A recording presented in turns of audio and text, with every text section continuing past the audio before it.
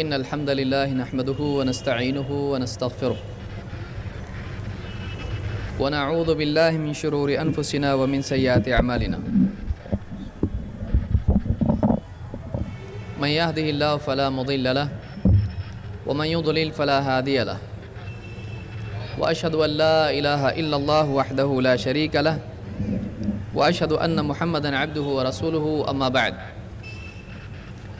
فإن خير الحديث كتاب الله وخير الهدي هدي محمد صلى الله عليه وسلم وشر الأمور محدثاتها وكل محدثة بدعة وكل بدعة ضلالة وكل ضلالة في النار.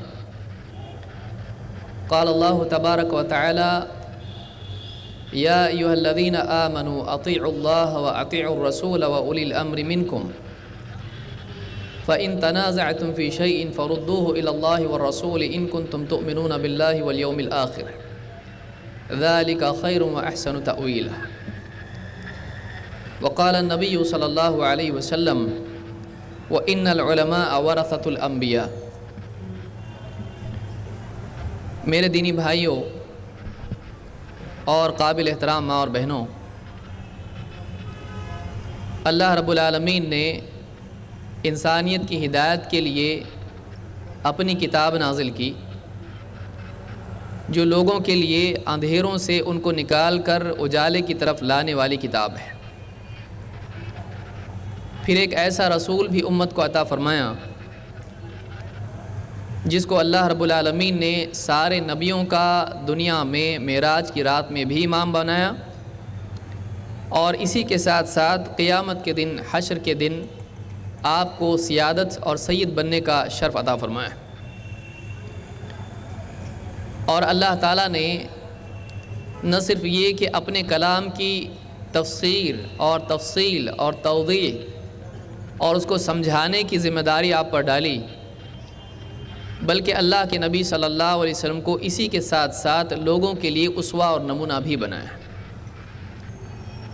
آپ کی زندگی، آپ کا عمل اور اسی کے ساتھ آپ کا قول، یہ دونوں چیزیں لوگوں کے لیے رہبری ہیں.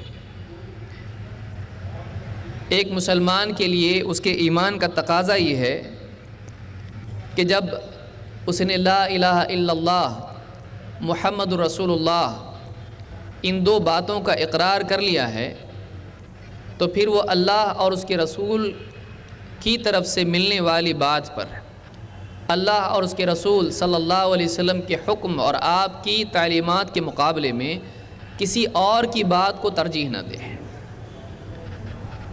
اللہ کا حکم آ جانے کے بعد، اللہ کے نبی صلی اللہ علیہ وسلم کی تعلیمات کے آ جانے کے بعد میں وہ اپنی خواہشات، اپنا سماج، اپنے باپ دادا، اپنے بڑے اور لوگوں کی قلت اور کثرت، ان چیزوں میں سے کسی اور چیز کو اپنے لیے اصول اور اپنے لیے پیمانہ نہ بنائے.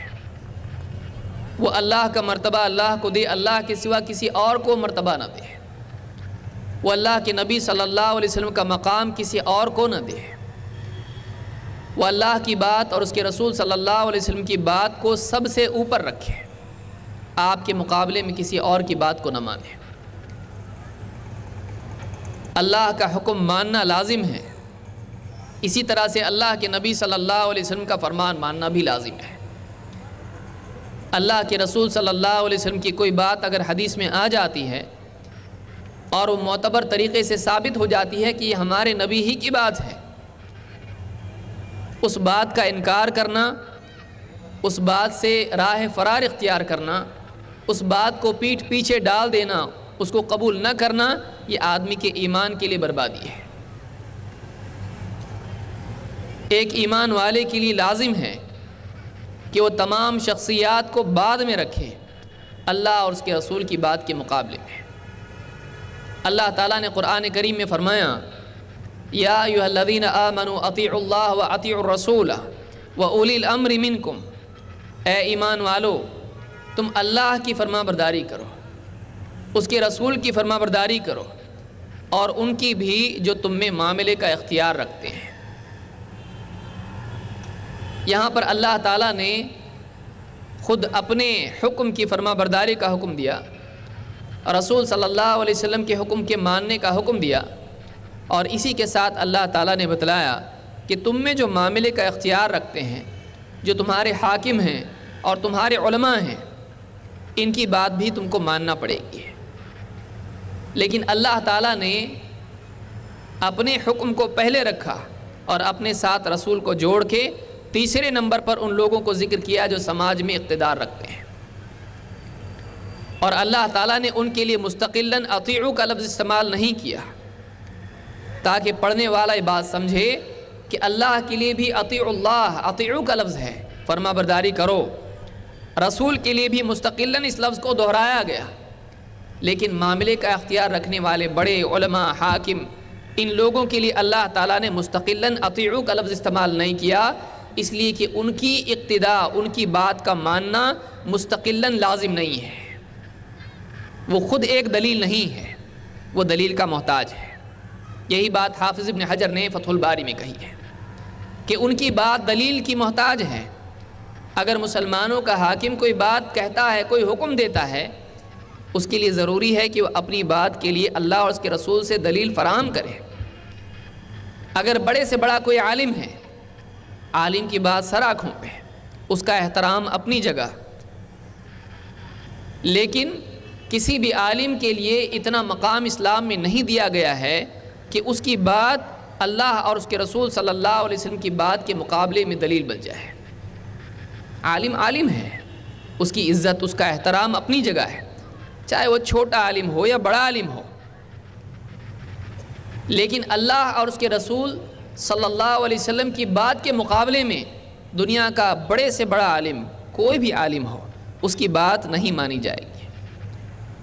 اسی لیے اگر دو عالموں میں اختلاف پیدا ہو جائے تو آج بھی مسلمانوں کے لیے سوال پیدا ہو جاتا ہے کہ اب یہ بھی عالم، یہ بھی عالم، تو مانے تو کس کی مانے؟ ایک عالم ایک فتویٰ دیتا ہے، دوسرا عالم دوسرا فتویٰ دیتا ہے۔ ایسا نہیں ہوتا ہے کہ سارے کے سارے عالم مل کر ایک فتویٰ دیں، ایسے بہت کم مسائل ہیں، چاہے عقیدے کے مسائل ہوں، عبادات کے مسائل ہوں، حلال و حرام کی تقسیم ہو یا اور کئی مسائل ہوں، آپ کو ملے گا کہ ایک طرف ایک عالم ایک فتویٰ دے رہا ہے اور دوسرا عالم دوسری بات کہہ رہا ہے۔ کبھی ایسا ہوتا ہے کہ ایک ہی بستی کے دو عالم ہوتے ہیں، اس طرح سے فتویٰ دیتے ہیں، ایک مسجد کا ایک عالم ایک بات کہتا ہے، دوسری مسجد کا امام دوسری بات کہتا ہے۔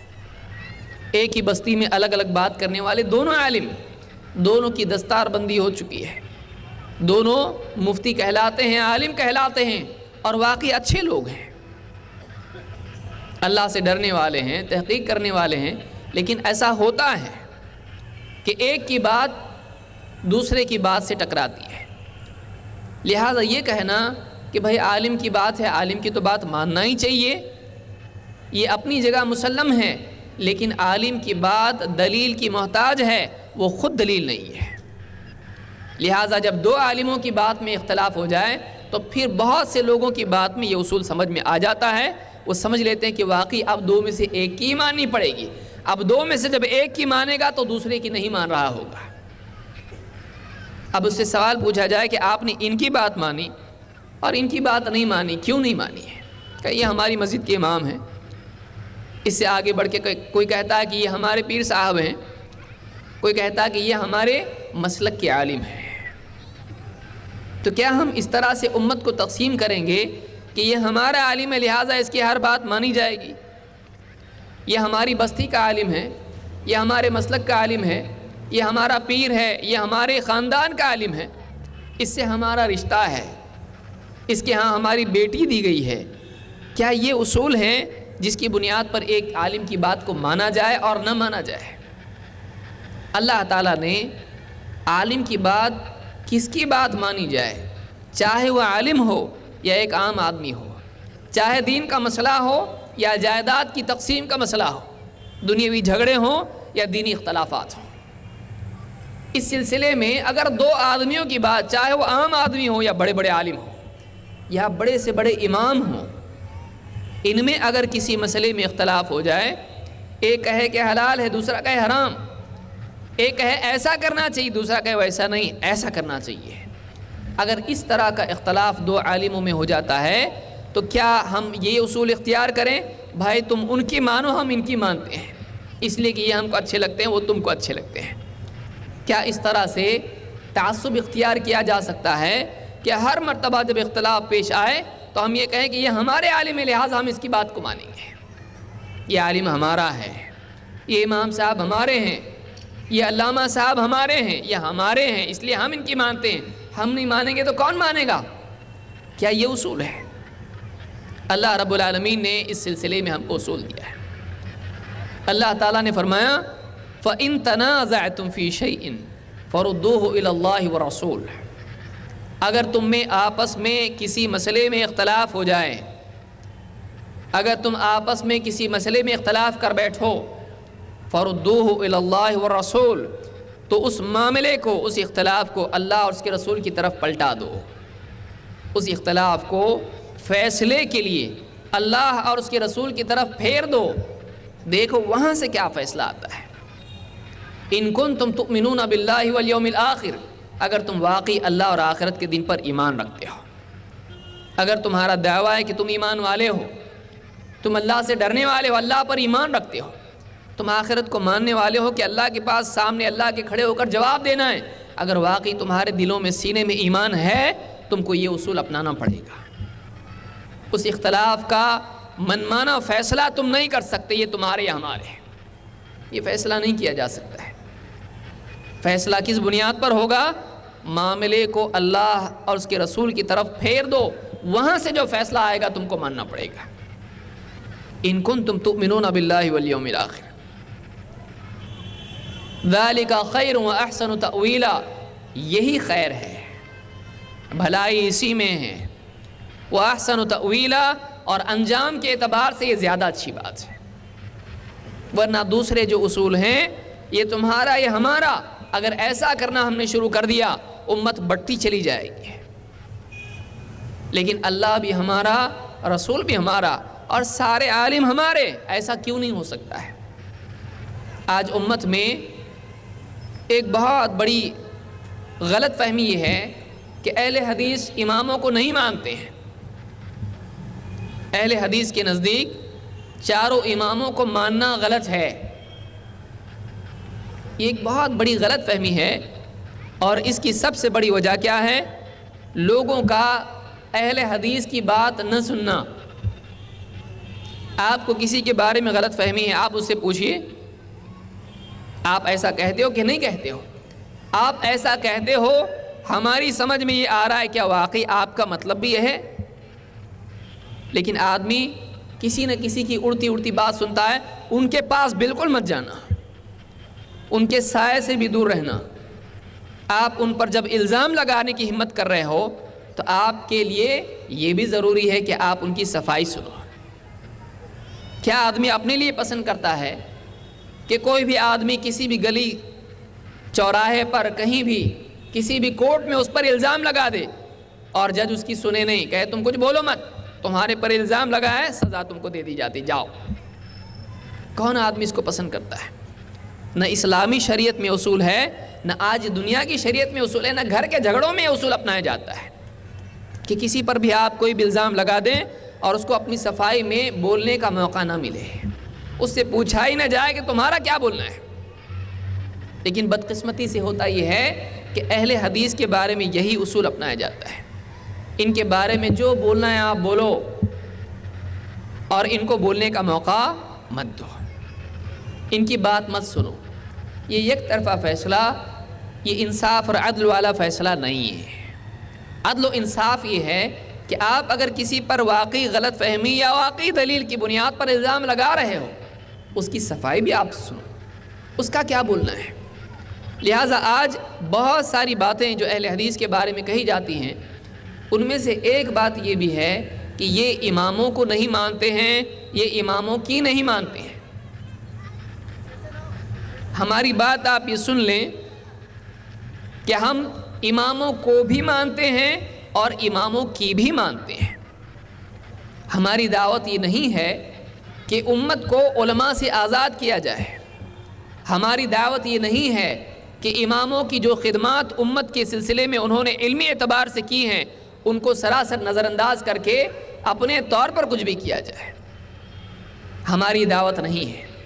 ہماری دعوت یہ ہے کہ نہ صرف یہ 4 امام بلکہ ان کے علاوہ جتنے ائمہ گزرے ہیں، چاہے وہ محدثین ہوں، فقہاء ہوں، چاہے وہ اہل تفسیر ہوں یا جو بھی ہوں، جن علماء نے، اہل حق علماء نے ماضی سے لے کر آج تک جو بھی دینی خدمات کی ہیں، جو بھی علمی کام کیا ہے، ایک عام آدمی سے لے کر ایک عالم بھی اس علمی خدمت سے استفادہ کرے، اس سے فائدہ اٹھائے.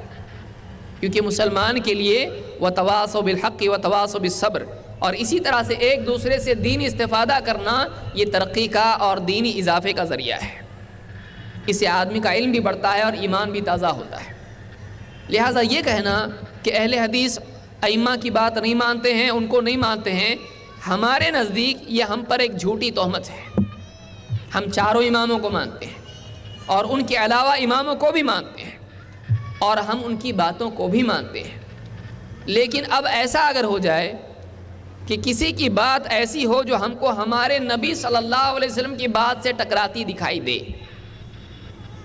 تو ہمارے لیے ایمان کا مسئلہ پیدا ہو جاتا ہے کہ ایک طرف اللہ کے نبی صلی اللہ علیہ وسلم جو سارے نبیوں کے امام ہیں، اور دوسری طرف اتنے بڑے امام، امام ابو حنیفہ، امام شافعی، امام مالک، امام احمد یا کوئی اور امام، یہ بھی امام ہے، لیکن یہ اتنے بڑے امام نہیں ہیں جتنے بڑے امام ہمارے نبی صلی اللہ علیہ وسلم ہیں.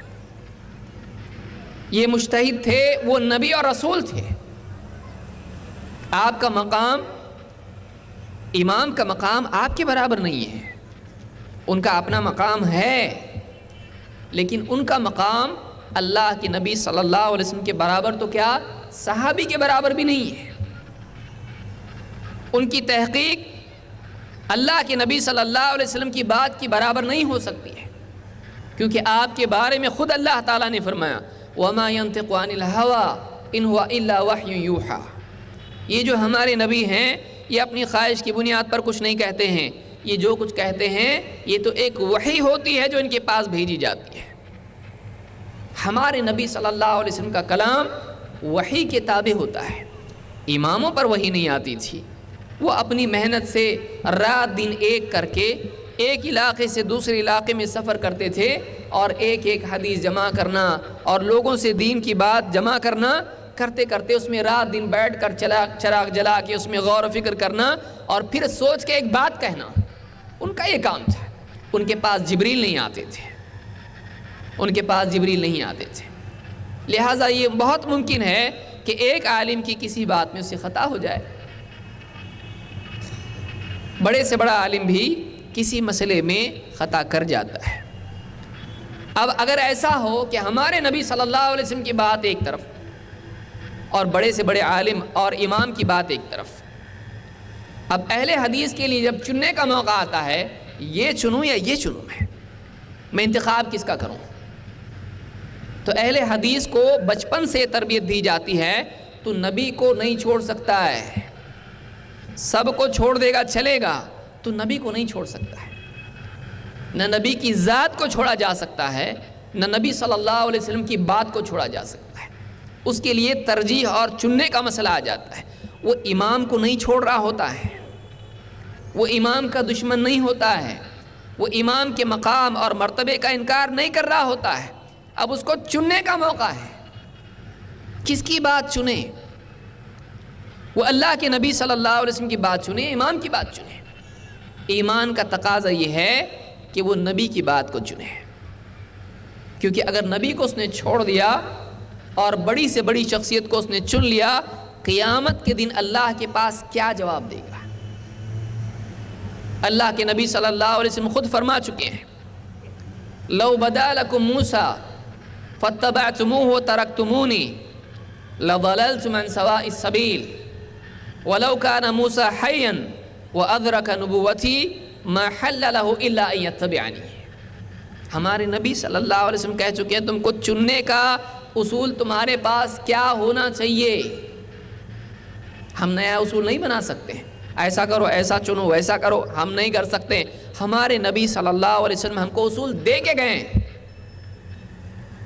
امام الدارمی نے اس کو نقل کیا ہے. اور مسند احمد میں بھی یہ روایت موجود ہے۔ کیا حکم ہے ہمارے نبی کا؟ لو بدا لکم موسیٰ، اگر موسیٰ تم پر ظاہر ہو جائیں یا ہو جاتے، موسیٰ علیہ السلام آ جاتے اور تم ان کے پیچھے چلنے لگ جاتے، ان کے پیچھے ان کی اتباع کرنے لگ جاتے اور مجھ کو چھوڑ دیتے، وَتَرَكْتُمُونِي لَضَلَلْتُمْ عَنْ سَوَاءِ السَّبِيلِ، اگر موسیٰ ظاہر ہو جائیں اور تم ان کے پیچھے چلنے لگو اور مجھے چھوڑ دو تو تم صراط مستقیم سے بھٹک جاؤ گے۔ نبی کریم صلی اللہ علیہ وسلم کے مقابلے میں موسیٰ علیہ السلام کو بھی نہیں چن سکتے ہیں، جو کہ خود نبی اور اللہ سے کلام کرنے والے، اللہ کا کلام سننے والے تھے۔ ہمارے نبی کو چھوڑ کر دوسرے نبی کو بھی نہیں چنا جا سکتا ہے، تو غیر نبی کو کیسے چنا جا سکتا ہے؟ اور وَلَوْ كَانَ مُوسَىٰ حَيًّا، اور اگر موسیٰ علیہ السلام آج زندہ ہوتے، وَأَدْرَكَ نُبُوَّتِي، اور میری نبوت پاتے، مَا حَلَّ لَهُ إِلَّا أَن يَتَّبِعَنِي، میری اتباع کے سوا اور کوئی چیز ان کے لیے حلال نہیں ہوتی ہے۔ اب بتائیے اس کے بعد ایک اہل حدیث سے کیسے توقع رکھی جا سکتی ہے کہ وہ اللہ کے نبی صلی اللہ علیہ وسلم کی بات جو اس کے سامنے ہے اس کو چھوڑ کر کسی عالم کی بات کو چنے؟ یہ اللہ کے رسول صلی اللہ علیہ وسلم کا صاف اور واضح فرمان ہے، مجھ کو چھوڑ کے تم کسی کو بھی چن لو تم گمراہ ہو جاؤ گے۔ یہ وہ اصول ہے جس کی وجہ سے اہل حدیث برے مانے جاتے ہیں۔ اب آپ بتائیے، اگر کوئی آدمی موسیٰ علیہ السلام کی کوئی بات چھوڑ دے اور اللہ کے نبی صلی اللہ علیہ وسلم کو چن لے، آپ کی بات کو مانے، کیا اس کو موسیٰ علیہ السلام کا انکار کرنے والا مانا جا سکتا ہے؟ کہ یہ کہا جا سکتا ہے کہ موسیٰ علیہ السلام کو نہیں مانتا ہے، یہ موسیٰ علیہ السلام کی نہیں مانتا ہے؟ کیوں؟ اس لیے کہ اللہ کے نبی صلی اللہ علیہ وسلم کا خود یہ حکم ہے، میرے سوا تم کسی کو نہیں چن سکتے، میرے سوا کسی کی بات کو تم نہیں چن سکتے، آپ کے مقابلے میں کسی کی نہیں مانی جائے گی، یہ خود آپ بتا چکے ہیں۔ اس علم کے بعد کیسے ایک مسلمان سے اہل حدیث چھوڑ دیجئے؟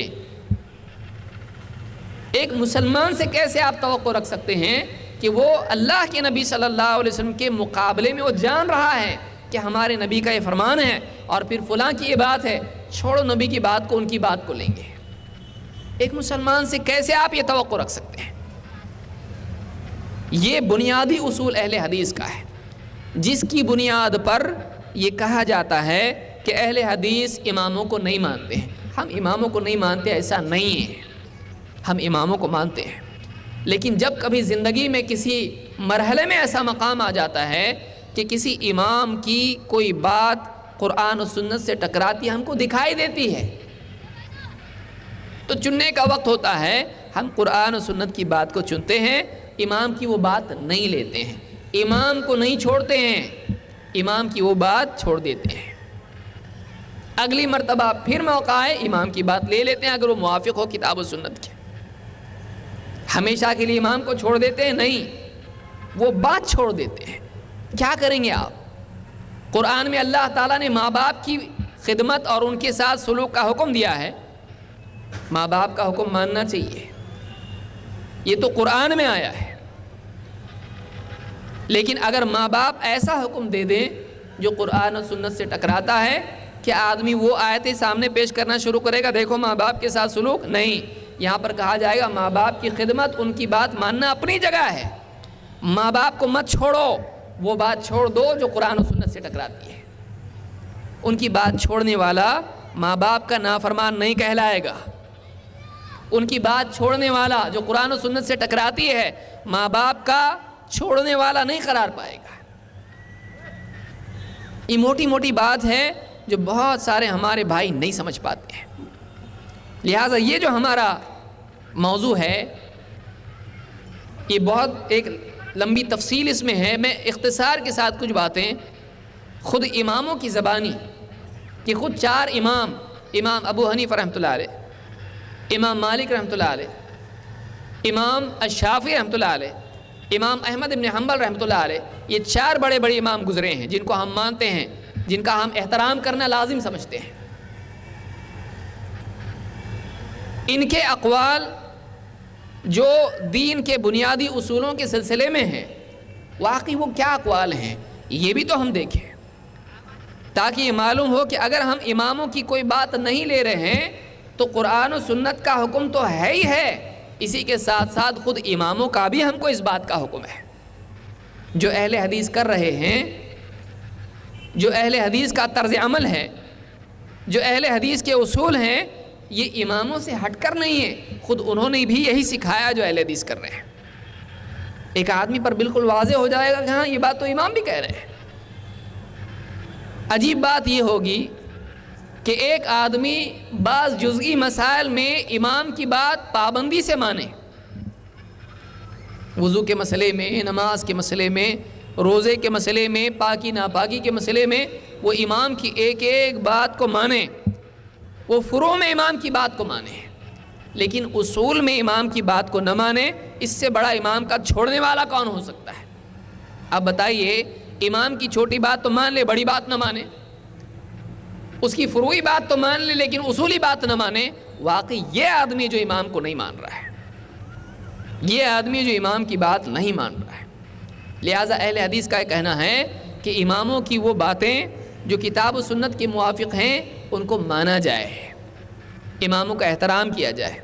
ہاں اگر کوئی بات ایسی مل جائے، اور ہر عالم کی باتوں میں سے کوئی نہ کوئی ایسی بات نکل آتی ہے جو کتاب و سنت سے ٹکراتی ہے، ہمارا یہ اعتقاد ہے کہ کسی بھی امام نے جانتے بوجھتے قرآن و سنت کی مخالفت نہیں کی ہے،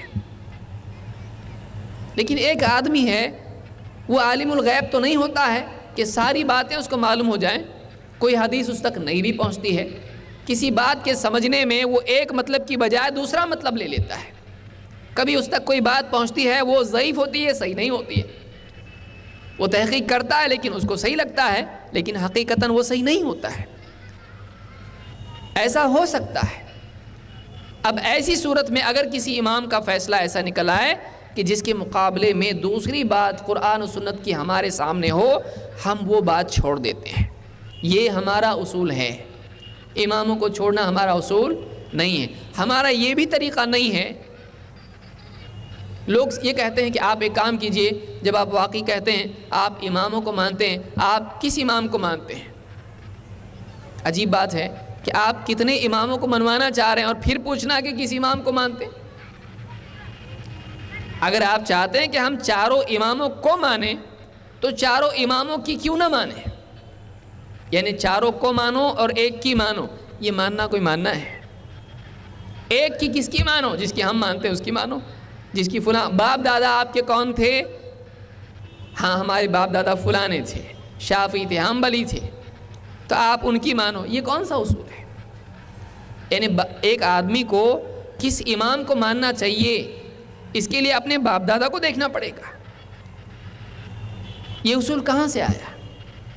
کوئی کہتا ہے کہ ایک کام کرو، آپ جس ملک میں رہتے ہو وہاں کون سا مسلک چلتا ہے، آپ اس مسلک کے تابع ہو جاؤ۔ تو اگر ایک آدمی بزنس کی وجہ سے کسی اور ملک میں چلا جائے جہاں دوسرا مسلک چلتا ہے، اب کیا کریں؟ اب وہاں کا یہ اصول فیل ہو گیا، پھر اب یہ اصول بنانا پڑے گا کہ بھئی آپ وہاں کے مسلک، لیکن کہتے نہیں، آپ وہاں جا کر بھی اپنے مسلک کو نہ چھیڑو، اپنے مسلک کو وہاں جا کر بھی مت چھوڑو۔ یہاں تک کہ حج جیسی عبادت میں بھی لوگ کئی مسائل میں وہاں کے معاملات سے اختلاف کرتے ہیں، کیوں؟ اس لیے کہ ہمارا مسلک یہ ہے۔ وہ امام کون ہیں جن کے پیچھے یہ لوگ چل رہے ہیں؟ وہ بھی تو صحیح تھے، ان کی بات کیوں نہیں مانتے آپ؟ واقعی جب اماموں کو ماننے کی بات آتی ہے تو پھر ایک آدمی اپنے امام کی بجائے کسی کو نہیں مانتا ہے، تو کیا اس کو جو ایک امام کو مان کے تین اماموں کو نہیں مان رہا ہے، کیا کوئی آدمی یہ کہہ سکتا ہے کہ اماموں کو نہیں مانتا ہے؟ وہ مان رہا ہے اماموں کو، لیکن ایک امام کی مان رہا ہے، باقی تین کی نہیں مان رہا ہے۔ اس کا خیال ہے کہ چاروں کی مانیں گے تو نقصان ہوگا، گمراہی ہوگی، خواہشات عام ہو جائیں گی، کوئی آدمی چن چن کے اس کی ماننا شروع کرے گا، اس کا اپنا گمان ہے۔ تو جب وہ تین اماموں کو ایک امام کی وجہ سے چھوڑ سکتا ہے، تین اماموں کی بات ہمیشہ کے لیے ایک امام کی وجہ سے چھوڑ سکتا ہے، تو ہم چار اماموں کی باتوں کو کبھی کبھی ایک امام کی وجہ سے، محمد رسول اللہ صلی اللہ علیہ وسلم کی وجہ سے کیوں نہیں چھوڑ سکتے ہیں؟ ایک سادی بات ہے، ایک آدمی تین اماموں کو زندگی بھر کے لیے، پیدا ہونے سے مرنے تک کے لیے چھوڑ سکتا ہے، 3 اماموں کی بات کو پیدا ہونے سے مرنے تک کے لیے ہمیشہ کے لیے جب چھوڑ سکتا ہے، کس کی وجہ سے؟ اللہ کی وجہ سے، رسول کی وجہ سے نہیں، اپنے امام کی وجہ سے۔ ایک امام کی وجہ سے 3 کی چھوڑتا ہے، تو ایک نبی کی وجہ سے کبھی کبھی، ہمیشہ نہیں، کبھی کبھی جب ان کی بات، وہ بھی کب؟ اپنے دل سے بھی نہیں، ان کی بات اللہ اور اس کے رسول کی بات سے ٹکراتی دکھائی دے، دونوں میں جوڑ کا کوئی موقع نہ رہے، ایسی مجبوری آ جائے یہ لو یا یہ لو، اللہ اور اس کے رسول کی بات چھوڑنی پڑے گی یا امام کی بات چھوڑنی پڑے گی۔ اب یہ جو چھوڑنے کا موقع آ گیا، اب کس کو چھوڑے؟ آپ سوچئے، آدمی اپنے دل پر ہاتھ رکھ کے خود سے پوچھے۔ اہل حدیث کہتے ہیں دیکھو بھائی، ایسے وقت میں آپ کیا کرو، اللہ اور اس کے رسول کو مت چھوڑو، کیونکہ قیامت کے دن اللہ کو کیا جواب دو گے، رسول کو کیا جواب دو گے؟ وقال الرسول یا رب ان قوم اتخذوا هذا القرآن مہجورا، قیامت کے دن رسول صلی اللہ علیہ وسلم شکایت کریں گے، اے میرے رب، میری قوم نے اس قرآن کو چھوڑ دیا تھا۔ قرآن کی ساری باتیں چھوڑیں، ایک بات چھوڑ دیں، کسی کی بھی گنجائش نہیں ہے، اور رسول کی بات چھوڑ دیں۔ آپ حدیث سن چکے ہیں، رسول اللہ صلی اللہ علیہ وسلم کو چھوڑ کر اگر موسیٰ علیہ السلام کے بھی پیچھے چلے گا، کہ نبی کے پیچھے، ان کی باتیں مان کر آپ کی باتیں چھوڑ دے گا، ایسا آدمی صراط مستقیم سے بھٹک گیا۔ یہ بات اہل حدیث کہتے ہیں، کیا عجیب بات ہے۔ کوئی بھی آدمی اگر واقعی ٹھنڈے دل سے اس پر سوچے گا، کہے گا زمین پر چلنے والا کوئی آدمی اس سے اچھی بات نہیں کہہ سکتا ہے، اس سے اچھا اصول زندگی کے لیے ہو ہی نہیں سکتا ہے، کہ جس میں نہ اللہ رسول کو چھوڑنا پڑتا ہے نہ امام کو چھوڑنا پڑتا ہے، اور جب ایسا موقع آیا تو اللہ اور اس کے رسول کو نہیں چھوڑنا پڑتا ہے۔ اور خود اماموں نے بات کہی ہے، خود اماموں نے بات کہی ہے۔ آئیے ہم دیکھتے ہیں کیا ہے۔ مثال کے طور پر آج یہ کہا جاتا ہے کہ سنت کی اتباع کرنا چاہیے، حدیث کی نہیں، اور حدیث پڑھنے لگو گے گمراہ ہو جاؤ گے۔ امام ابو حنیفہ رحمۃ اللہ علیہ اس سلسلے میں کیا کہتے ہیں؟ امام ابو حنیفہ فرماتے ہیں لم تزل الناس فی صلاح ما دام فیہم من یطلب الحدیث، لوگ ہمیشہ خیر پر تھے یا خیر پر رہیں گے جب تک ان میں کوئی حدیث طلب کرنے والا ہوگا۔ فَإِذَا طَلَبُوا الْعِلْمَ بِلَا حَدِيثٍ فَسَدُوا، جب لوگ علم کو حدیث کے بغیر حاصل کرنا شروع کر دیں گے ان میں فساد آ جائے گا۔ لوگ ہمیشہ خیر پر رہیں گے جب تک کہ ان میں حدیث حاصل کرنے والا کوئی ہوگا۔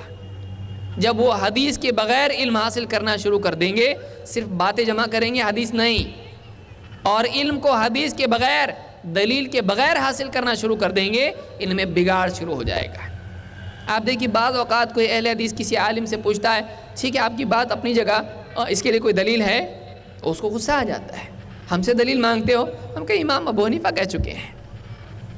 امام ابو حنیفہ رحمۃ اللہ علیہ کا یہ کہنا ہے کہ جب لوگ علم کو بلا حدیث حاصل کرنا شروع کر دیں گے، ان میں کیا آ جائے گا؟ بگاڑ آ جائے گا، فساد آ جائے گا۔ اس کو عراقی نے المستخرج علی المستدرک میں ذکر کیا ہے۔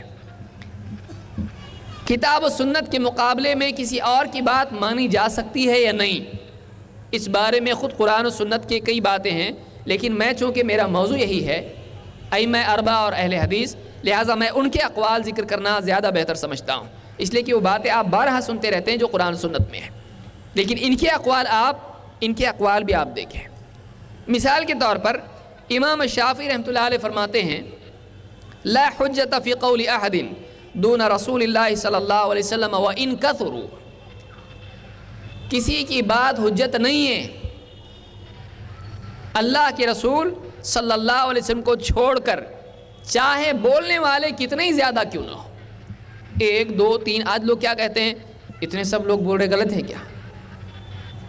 تو ہم ان کے جواب میں پوچھیں گے ٹھیک ہے ہمارے نبی صلی اللہ علیہ وسلم یہ کہہ رہے ہیں، یہ غلط ہے کیا؟ آپ موازنہ کس سے کر رہے ہو؟ آپ یہ بھی تو سوچو، ہمارے نبی صلی اللہ علیہ وسلم کو پوری امت کے ساتھ تولا گیا، بھاری کون نکلے گا آپ بتائیے؟ جیسے نبی کریم صلی اللہ علیہ وسلم کی شخصیت ساری امت کے مقابلے میں بھاری اور وزنی ہے، اسی طرح سے آپ کی بات بھی باقی تمام کے اقوال کے مقابلے میں بھاری اور وزنی ہے۔ آپ امام شافعی فرماتے ہیں کسی کی بات میں کوئی دلیل نہیں ہے، فلاں نے کہا بہت بڑے، ٹھیک ہے، ان کی بات دلیل نہیں ہے، نبی صلی اللہ علیہ وسلم سے ہٹ کر کہیں بھی بات دلیل نہیں ہے، چاہے بولنے والے کتنے ہی کیوں نہ ہو۔ بعض اوقات آدمی دھوکہ کھا جاتا ہے، اتنے سارے لوگ غلط کیسے ہو سکتے ہیں؟ غلط ایسے ہو سکتے ہیں کہ ان کی بات نبی صلی اللہ علیہ وسلم سے ٹکرا رہی ہے۔ ایسا ہے تھوڑے لوگ نبی کے خلاف ہوں تو غلط، اگر زیادہ ہوں تو صحیح، ایسا ہوتا ہے؟ بڑے سے بڑا مجمع اگر ہے، ہمارے ایک نبی کے خلاف اگر ہے، وہ سارا مجمع غلط ہے۔ یہ ایمان کا تقاضا ہے کہ آدمی کو کم سے کم اتنا تو معلوم ہو کہ زیادہ لوگ بھی اگر نبی صلی اللہ علیہ وسلم کے خلاف ہوں اور ان کی بات نبی سے ٹکراتی ہو، وہ غلط ہوتی ہے۔ اب تھوڑے زیادہ کا مسئلہ نہیں ہے، بس خلاف کس کے ہے؟ سوال یہ ہے کہ زیادہ بول رہے ہیں، کم بول رہے ہیں، تھوڑے ہیں، مائنورٹی ہے، میجورٹی ہے، وہ آپ چھوڑ دو، آپ دیکھو یہ کہ بات خلاف کس کے ہے؟ خلاف اللہ کے نبی صلی اللہ علیہ وسلم کے۔ اب تھوڑے زیادہ نہیں دیکھا جاتا ہے، اب جتنے بھی ہوں غلط ہی ہوں گے، کیونکہ کس کے خلاف ہیں، کس سے بات ٹکرا رہی ہے؟ اللہ کے نبی صلی اللہ علیہ وسلم سے۔ یہ بالکل سیدھی بات ہے۔ واقعی نبی کا مقام جاننے والا اس میں فیصلہ کرنے میں کبھی غلطی نہیں کرے گا۔ یہی بات امام شافعی رحمۃ اللہ علیہ فرماتے ہیں۔ الانصاف میں الدہلوی نے، شاہ ولی اللہ الدہلوی نے اس کو ذکر کیا ہے۔ اسی طرح سے امام مالک رحمۃ اللہ علیہ فرماتے ہیں، ابھی جو تھوڑی دیر پہلے میں جو بات کہی تھی، چھوڑیں کس کو، دیکھیے امام مالک کیا کہتے ہیں۔ امام مالک بڑے امام گزرے ہیں، کہتے ہیں لیس احد بعد النبی صلی اللہ علیہ وسلم الا ویؤخذ من قوله ویترک الا النبی صلی اللہ علیہ وسلم۔ کوئی بھی شخصیت کیسی بھی ہو، نبی صلی اللہ علیہ وسلم کے سوا کوئی شخصیت ایسی نہیں ہے کہ اس کی ساری باتیں لے لی جائیں۔ ہر شخصیت کا حال یہ ہے، اس کی کوئی بات لی جاتی ہے، کوئی بات چھوڑی جاتی ہے، سوائے نبی صلی اللہ علیہ وسلم کے۔ بڑی سے بڑی شخصیت کوئی بھی ہو، اس کی کوئی بات لینے کی ہوتی ہے تو کوئی چھوڑنے کی بھی ہوتی ہے، ساری باتیں اس کی لی نہیں جاتی، صحیح غلط دونوں ہوتا ہے اس کی باتوں میں۔ ہاں، نبی صلی اللہ علیہ وسلم کے سوا ایسا کوئی نہیں ہے۔ آپ کی شخصیت ہے کہ آپ کی ساری باتیں لینے کی ہوتی، اس لیے کہ آپ کی کوئی بات غلط نہیں ہے۔ تو معلوم یہ ہوا کہ کسی کی کوئی بات چھوڑ دے تو آدمی گناہ گار نہیں ہوتا ہے، لیکن نبی صلی اللہ علیہ وسلم کی بات چھوڑ دے کسی اور کی وجہ سے، ایسا آدمی گناہ گار ہے۔ امام شافعی نے یہ بات کہی ہے اور اس کو ابن عبد البر نے الجامع میں ذکر کیا ہے۔ اسی طرح سے بہت سارے لوگ کہتے ہیں کہ بھائی اس پر اجماع ہے، اس پر اجماع ہے، ٹھیک ہے۔ دیکھیے امام شافعی بھی ایک اجماع نقل کر رہے ہیں، اتنے بڑے امام، وہ کس بات پر اجماع ہے؟ وہ جس بات پر اجماع ہے وہ اہل حدیث کی دعوت وہی ہے۔ کیا بات ہے؟ امام شافعی فرماتے ہیں اجمع المسلمون، سارے مسلمانوں کا اجماع ہو چکا ہے، اجمع المسلمون على ان من استبانت له سنة رسول الله صلی اللہ علیہ وسلم لم يكن له ان يدعها لقول احد من الناس۔ سارے مسلمانوں کا اجماع ہو چکا ہے اس بات پر کہ کسی انسان کے سامنے اللہ کے نبی صلی اللہ علیہ وسلم کی سنت واضح ہو جائے، اس کو یہ اچھی طرح سے سمجھ میں آ جائے کہ یہ چیز اللہ کے نبی صلی اللہ علیہ وسلم کی سنت ہے، اب اس کے لیے یہ گنجائش نہیں رہتی ہے کہ وہ فلاں فلاں فلاں کوئی بھی ہو، اس کی وجہ سے اللہ کے نبی صلی اللہ علیہ وسلم کی سنت چھوڑ دے، اس کے لیے جائز نہیں ہے۔ اس پر کیا ہے؟ اس پر اجماع ہے کہ نبی کریم صلی اللہ علیہ وسلم کی سنت کسی کے فتوے اور قول کی وجہ سے چھوڑی نہیں جا سکتی ہے۔ یہی تو اہل حدیث کہہ رہا ہے۔ وہ کہہ رہا ٹھیک ہے، اتنے بڑے امام تھے، اتنے بڑے عالم تھے، اتنے بڑے مولانا ہیں، سب ٹھیک ہیں، لیکن ان کے کہنے کی وجہ سے میں اللہ کے نبی صلی اللہ علیہ وسلم کی سنت نہیں چھوڑ سکتا۔ آج ایک عام آدمی آپ دیکھیں جاتا ہے مولوی صاحب کے پاس، کہ میرا پڑوسی کل سے رفع الدین کرنا شروع کر دیا ہے، یہ صحیح ہے کہ غلط ہے؟ وہ کہتے صحیح ہے، سنت ہے۔ ہاں، کس کا فتویٰ؟ امام شافعی کا۔ پھر امام شافعی کرتے ہیں یہ صحیح ہے کہ نہیں ہے؟ وہ بھی صحیح ہے۔ کیوں صحیح ہے؟ کہ وہ بھی اللہ کے نبی صلی اللہ علیہ وسلم ہی کی اداؤں پر عمل کرتے ہیں، یہ نبی صلی اللہ علیہ وسلم کی سنت ہے، تو پھر ہم کیوں نہیں کر رہے ہیں؟ کیوں؟ اس لیے کہ ہم فلانے ہیں، ہمارا یہ مسلک ہے، ہم نہیں کر سکتے۔ تو جب نبی کی سنت ہے ہم کیوں نہیں کر سکتے ہیں؟ ہمارے یہاں ایسا ہی ہے، ہم لوگ نہیں کر سکتے اس لیے کہ ہمارے بڑوں کا یہی فتویٰ ہے۔ آپ بتائیے امام شافعی رحمۃ اللہ علیہ کیا کہہ رہے ہیں کہ نبی کریم صلی اللہ علیہ وسلم کی سنت کسی کے قول کی وجہ سے نہیں چھوڑی جا سکتی ہے، اور اس پر مسلمانوں کا اجماع ہے۔ یہی بات اہل حدیث کہتے ہیں کہ نبی کریم صلی اللہ علیہ وسلم کے مقابلے میں کسی اور کی بات نہیں مانی جائے گی، چاہے وہ کتنا ہی بڑا ہو، اس کا احترام سر آنکھوں پہ، اس کی جگہ یہاں ہے، لیکن اللہ کے نبی صلی اللہ علیہ وسلم کے مقابلے میں اس کو ترجیح ہم نہیں دے سکتے ہیں، آپ کے مقابلے میں اس کو ترجیح نہیں دے سکتے ہیں۔ یہ جو قول میں نے ذکر کیا ہے ابن قیم نے مدارج السالکین میں اس کو ذکر کیا ہے۔ اسی طرح سے اہل حدیث کا کہنا ہے کہ قرآن و سنت کے مقابلے میں اپنی رائے سے کوئی آدمی کچھ نہیں کہہ سکتا ہے، اور اگر کسی نے کہہ دیا ہو، کوئی اجتہاد کیا ہو، کوئی فیصلہ کیا ہو، اس کی سمجھ میں وہ آیا، اس نے لوگوں سے وہ بتا دیا اچھی نیت سے، لوگوں کے سامنے جب اللہ اور اس کے رسول صلی اللہ علیہ وسلم کی بات آ جائے تو پھر وہ کسی کے اجتہاد پر عمل نہیں کر سکتے اگر وہ اس کے مقابلے میں ہو، اس سے ٹکراتا ہو۔ کتاب و سنت کے مقابلے میں کسی کی رائے، قیاس، اجتہاد کو نہیں مانا جائے گا۔ اہل حدیث اجتہاد کے منکر نہیں ہیں۔ عجیب بات ہے، بہت سارے لوگ یہ سمجھتے ہیں اہل حدیث اجتہاد کو نہیں مانتے ہیں۔ ہم اس چیز کو کیسے نہیں مانیں گے جس کے بارے میں خود اللہ کے نبی صلی اللہ علیہ وسلم نے کہا ہو کہ جب ایک حاکم اجتہاد کرتا ہے اور فیصلہ کرتا ہے، اگر اس کا فیصلہ صحیح نکل آئے 2 اجر ملتے ہیں، اور اگر فیصلہ غلط نکل آئے اس کو 1 اجر ملتا ہے۔ اجتہاد کی گنجائش خود اللہ کے نبی صلی اللہ علیہ وسلم نے دی ہے۔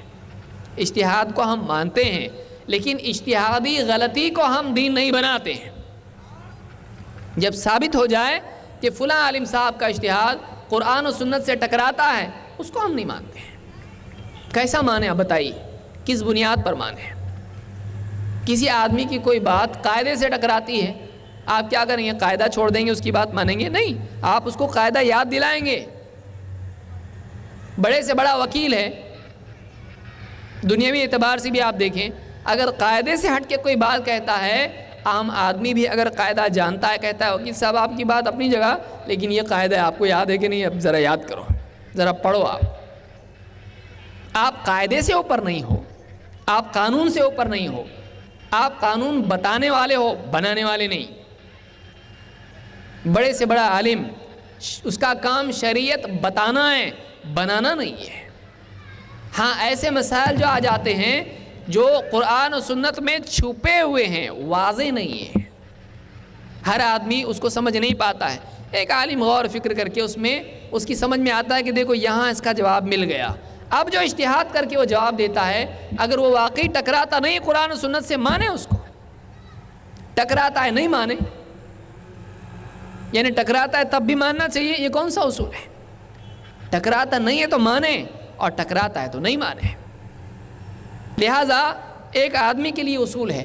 امام ابو حنیفہ رحمۃ اللہ علیہ فرماتے ہیں ایاکم والقول فی دین اللہ تعالی بالرأی، خبردار اللہ کے دین میں اپنی رائے سے کچھ بھی کہنے سے بچو، اللہ کے دین میں اپنی رائے سے کچھ بھی کہنے سے بچو۔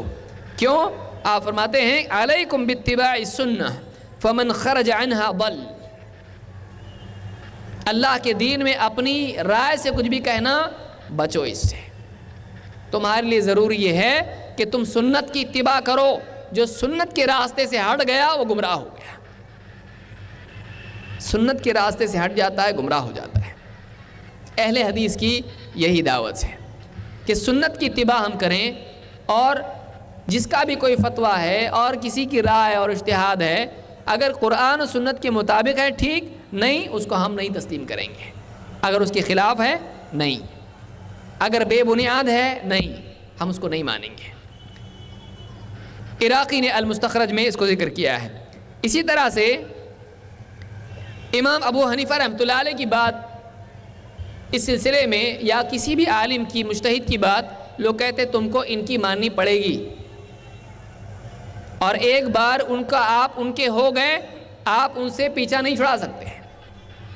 آپ اگر شافعی ہو، آپ حنبلی اور مالکی ہو، آپ کو ان کی بات ماننی پڑے گی اور آپ کو ان کی ساری باتیں ماننی پڑیں گی۔ پھر آپ نہیں بول سکتے یہ بات میں مانتا ہوں یہ نہیں مانتا، نہیں، آپ مانے تو پورا ماننا پڑے گا آپ کو۔ یہ کہاں سے اصول آیا؟ ایسا کس کو حجت بنا دیا جائے؟ قرآن و سنت سے، نہ قرآن میں اس کی دلیل ہے، نہ سنت میں اس کی دلیل ہے، نہ اجماع میں اس کی دلیل ہے، نہ قیاس کے اعتبار سے، اجتہاد کے اعتبار سے کہیں سے صحیح نکلتا ہے۔ کہیں سے بھی یہ لازم نہیں ہوتا ہے کہ ایک عالم کی بات ماننا کسی پر لازم ہو جائے۔ قرآن و سنت میں بعض اوقات یہ دلیل دی جاتی ہے۔ دیکھیے قرآن کریم میں اللہ نے کیا فرمایا؟ فَاسْأَلُوا أَهْلَ الذِّكْرِ إِن كُنتُمْ لَا تَعْلَمُونَ، جاننے والوں سے پوچھو، اہل ذکر سے پوچھو اگر تم کو نہیں معلوم۔ لہذا تم کو فلاں امام کی، امام مالک کی تم کو زندگی بھر ماننی پڑے گی، کسی اور کی اب نہیں مان سکتے، اب تم ان کے ہو گئے۔ آپ بتائیے قرآن کی اس آیت میں واحد نہیں ہے، جمع ہے۔ اہل ذکر سے پوچھو، اہل علم سے پوچھو، 1 2 3، اللہ نے کوئی قید نہیں لگائی، ایک اہل علم سے پوچھو، اب اس کے بعد دوسرے سے نہیں پوچھ سکتے۔ ایک عالم کی بات مانو، اس کے بعد دوسرے کی نہیں مان سکتے۔ اللہ نے نہیں کہا، اللہ نے آزاد چھوڑا ہے کہ واقعی قرآن و سنت کا علم رکھنے والا، اللہ کی وحی کا علم رکھنے والا عالم اگر کہیں بھی دنیا میں کسی بھی خطے میں ہے، ایک عام آدمی اگر خود تحقیق نہیں کر سکتا ہے اس سے پوچھے، اگر دلیل کی بنیاد پر اس کی بات ہے تو مانے، دلیل سے ٹکرانے والی بات ہے تو چھوڑ دے، کسی اور عالم سے پوچھے۔ اس سیدھا سادہ اصول ہے، اس میں کوئی پیچیدگی نہیں ہے۔ لیکن اب اگر کوئی آدمی کہے نہیں، اب پہلی مرتبہ تمہارے ابو ان سے پوچھتے تھے، تم کو بھی ان سے پوچھنا پڑے گا، یا فلاں مسلک میں ہی تم کو بند رہنا پڑے گا، آپ دوسرے مسلک کے عالم سے نہیں پوچھ سکتے۔ کہاں سے اصول آئے؟ قرآن و سنت میں اصول نہیں ہے، نہ اماموں نے ایسی بات کہی ہے، نہ اماموں نے ایسی بات کہی ہے۔ مثال کے طور پر آپ دیکھیں، امام ابو حنیفہ رحمۃ اللہ علیہ فرماتے ہیں لا يحل لأحد ان يأخذ بقولنا ما لم يعلم من أين أخذناه، کسی کے لیے یہ حلال نہیں ہے، یہ جملہ سنیے آپ، کسی کے لیے یہ حلال نہیں ہے، جائز نہیں کہ ان يأخذ بقولنا، وہ ہماری کوئی بات لے، ہمارا قول لے، اور ما لم يعلم من أين أخذناه، جب اس کو یہ معلوم نہ ہو کہ ہم نے کہاں سے لیا ہے، ہم نے کس بنیاد پر یہ بات کہی ہے۔ اگر اس کے پاس وہ دلیل نہیں ہے تو وہ ہماری بات نہیں لے، اس کے لیے جائز ہی نہیں ہے۔ اب اگر کوئی اس بات پر کوئی آدمی پوچھتا ہے اس مسئلے میں امام ابو حنیفہ رحمۃ اللہ علیہ کی دلیل کیا ہے، وہ کہتے ہیں دلیل کچھ نہیں ہے، کچھ تو، لیکن تم کو ان کی ماننے پڑے گی۔ تم دلیل پوچھنے والے کون ہوتے ہو؟ تم دلیل نہیں سمجھ سکتے۔ یہ جو بات ہے یہ بات غلط ہے۔ اللہ تعالیٰ نے ہر انسان کو صلاحیت دی ہے کہ اس کو سمجھایا جائے تو اس کی سمجھ میں آتا ہے، اس کو سمجھایا جائے اس کی سمجھ میں آتا ہے۔ ایک بار میں نہیں آئے گا، 2 بار میں نہیں آئے گا، تیسری بار میں سمجھ میں آئے گا۔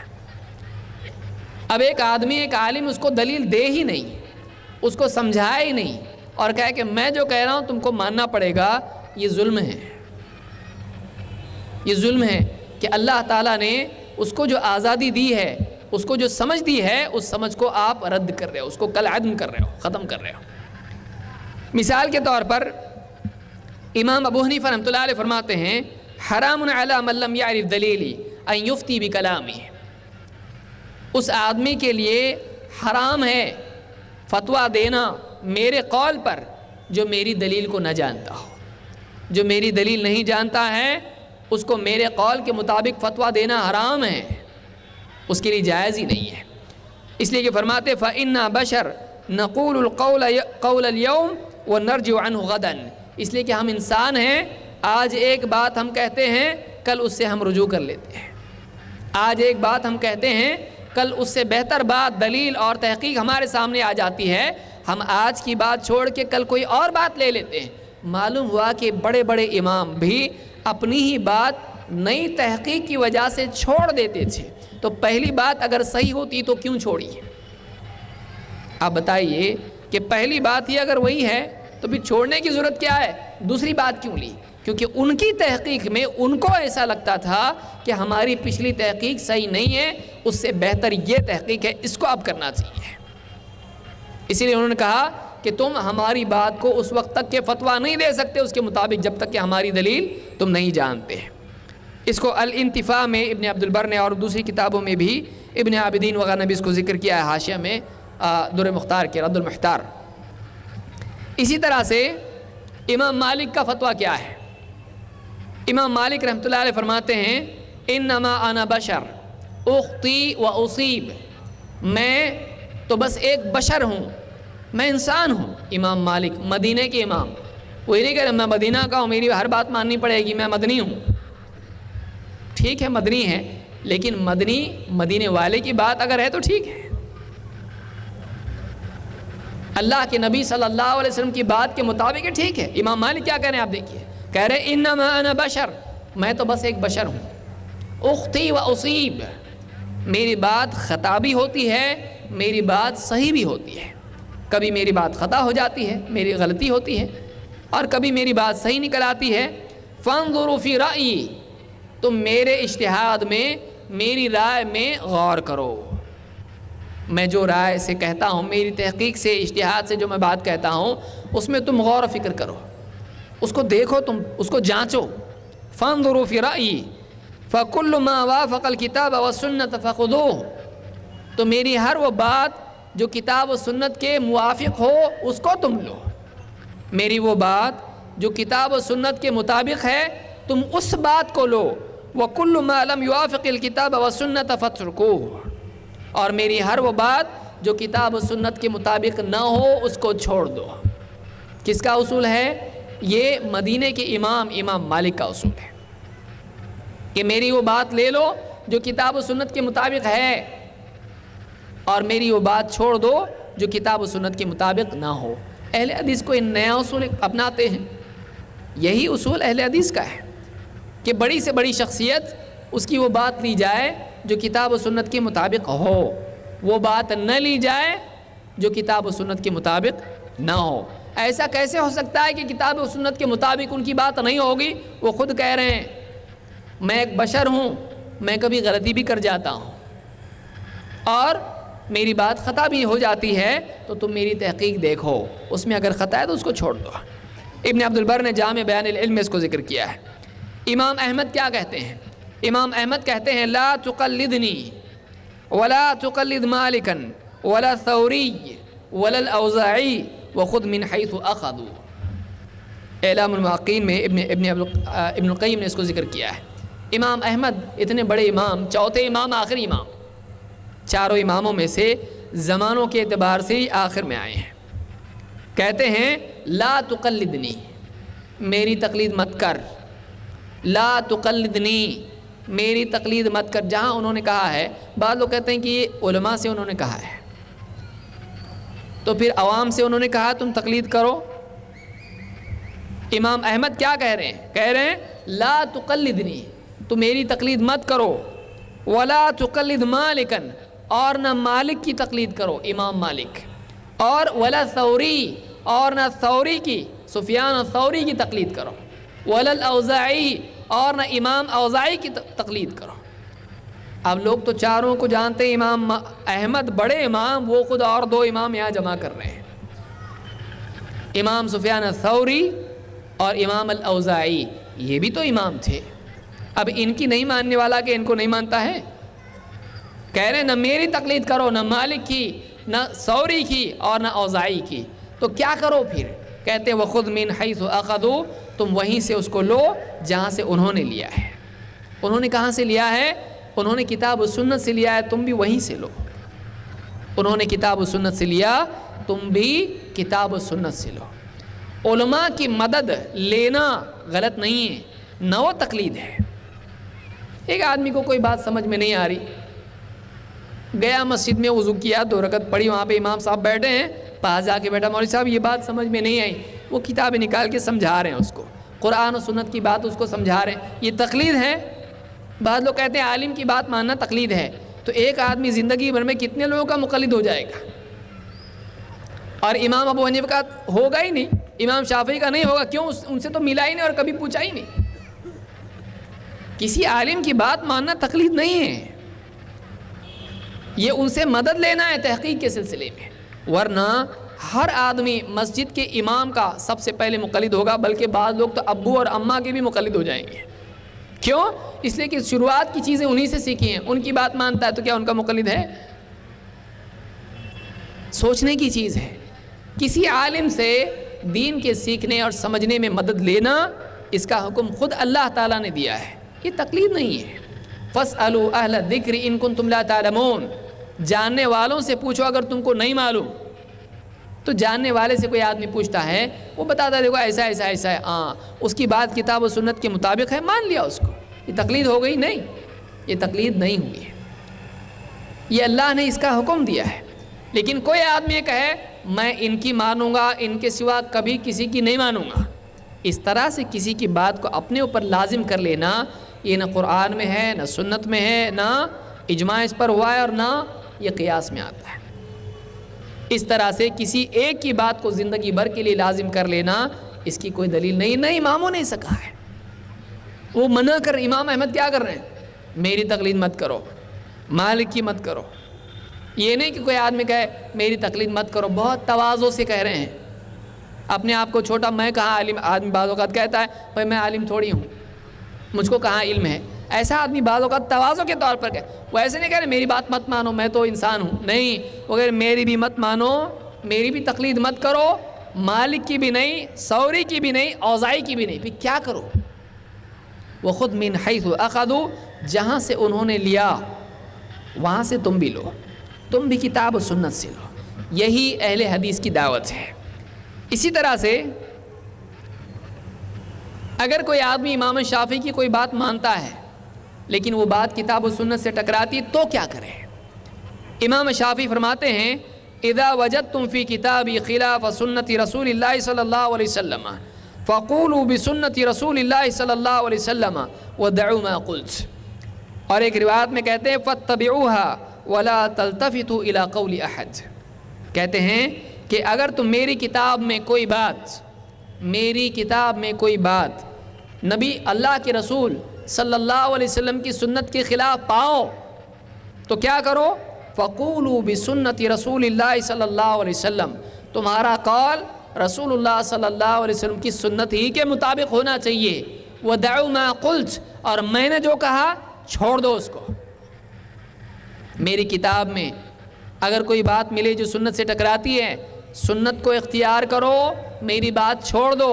اور ایک روایت میں کہتے ہیں فاتبعوها، تم سنت کی اتباع کرو، ولا تلتفتوا الى قول احد، اور پھر سنت مل جانے کے بعد کسی اور کے قول کی طرف دھیان بھی مت دو۔ یہ تو ہے سنت، فلاں نے اس کے بارے میں کیا کہتے ہیں، کرنا کہ نہیں کرنا؟ سنت مل گئی آپ کو، آپ کرنا کہ نہیں کرنا؟ آپ کو اللہ کا حکم نہیں ملا؟